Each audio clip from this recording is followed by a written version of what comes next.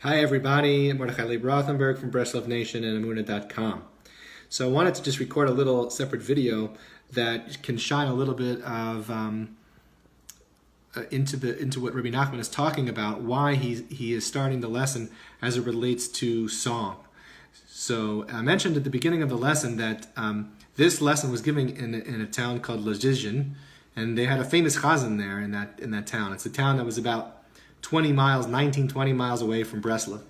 Rebbe Nachman went there, and the following happened. So this is the story. We find this story from Tovot Zichronos, and this is one of the reasons why we're going to see later on in the lesson it's so important. But I wanted to just be able to tell this story as it's written and sort of give you a little insight as to where Rebbe Nachman might be headed in our lesson on Torah Gimel of Likutei Moharan.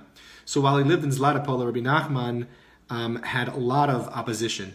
If you know about the history of Hasidus, of Hasidic Judaism, back in those times, there was a lot of opposition to what the Hasidic masters were teaching. Not just Rebbe Nachman, but others, the Chabad Rebbes, the Baal Shem Tov. There was lots of what they call misnagdim, people who were very, very opposed to the idea of Hasidus. And Rebbe Nachman was not immune from this, so he had his own share of people who really, really disliked what he was doing. And so there was a town in Shpola where Rebbe Nachman encountered a righteous person who was a very big opponent of his, called the Shpola Zayda. And he had several followers that were very, very anti-Rebbe Nachman. So Likutei, this town, was, however, different. In this town, Rebbe Nachman had a lot of people that loved him and followed him. But inside the town, there were also people who didn't like him very much. So he goes to Likutei, and he was received with a lot of honor. And it just so happened that one night, it was a Friday night, it was Erev Shabbos, and he goes to the house of one of the locals. One of the local people in the town was having what's called a Shalom Zachor. Shalom Zachor is when you're blessed with the birth of a baby, of a boy. So on that first Friday night, you're going to have a big celebration, and everybody gets together and sings songs. I was very fortunate to be able to experience it with both of my sons. And it's an amazing experience. So he goes to the Shalom Zachor. One of the things that's customary at a Shalom Zachor is, like I said, singing songs. So he goes to the Shalom Zachor, and he sees that the cantor, the chazan of this town of Likutei, is there. And he's supposed to be a renowned, beautiful singer, renowned a guy, and Rebbe Nachman assumes that he's going to be able to hear this beautiful voice sing some songs to Hashem during the Shalom Zachor. But the chazan himself was an opponent of Rebbe Nachman. He didn't like him, he didn't like his philosophy, he didn't like whatever it was, and so he refused to sing. And he sat himself at the far end of the table. He had absolutely no intention of interacting with Rebbe Nachman or any of the followers. And he sort of just sat there. So Rebbe Nachman sends somebody over there and says, what's going on with this guy? Like, why is something wrong? What's his problem? The chazan of the town responded that he doesn't have a voice right now, and therefore he's not going to sing. Sort of a loaded way of saying, I don't really want to sing. He didn't come right out and say it, but he said, I just don't have a voice right now. I can't sing.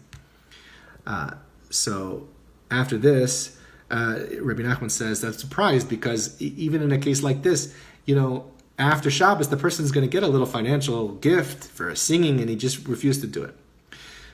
So as the celebration for the Shalom Zachor was about to finish, there was lots of singing going on, and Rebbe Nachman made a comment to everybody in the room, and it left them very surprised, and this is what he said.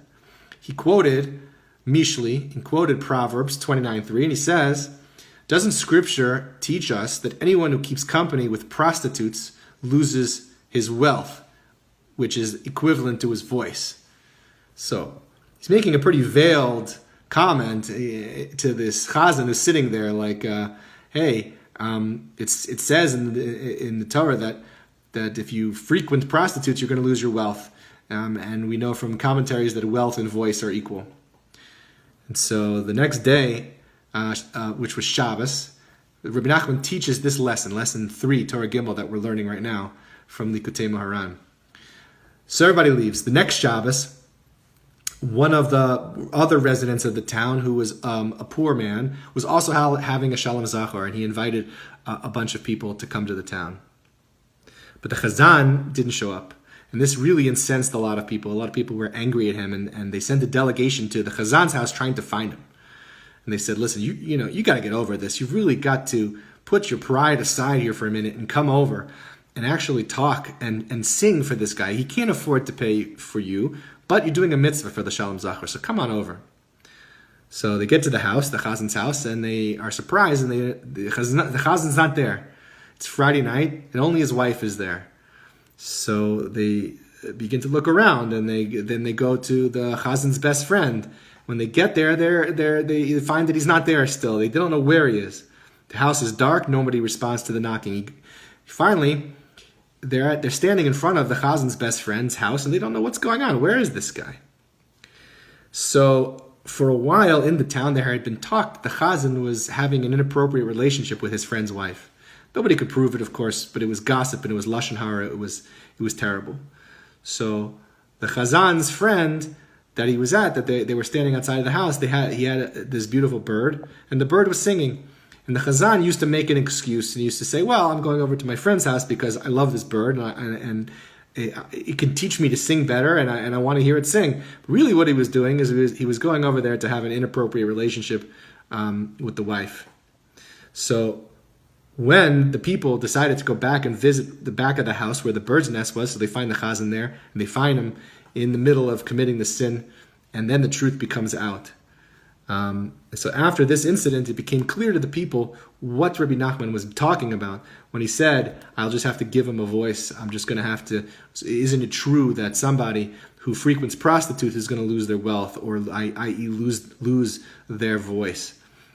What they were saying is that Rebbe Nachman knew from just an inherent, you can call it prophecy, you can call it an inherent spiritual level. He knew what was going on with this individual and why this individual really, what he was really about. Right? He was sitting over there. He was an opponent of Rebbe Nachman. He was trying to say how high and mighty he was because he's the Chazan. He knows the proper way, and Hasidism isn't right. And so what happens? So his ugly truth is revealed because it was revealed in himself. And therefore, the people of the town became on the side of Rebbe Nachman and became followers and students of Rebbe Nachman. And so many of his followers were inspired by this lesson, and they began to form study groups of Talmud and Mishnah, as we talked about in the lesson. So that's a little bit of the background story about what prompted, or what may have prompted, this lesson back in 1802 on a Shabbos in Elul in the Tanna L'Dijon.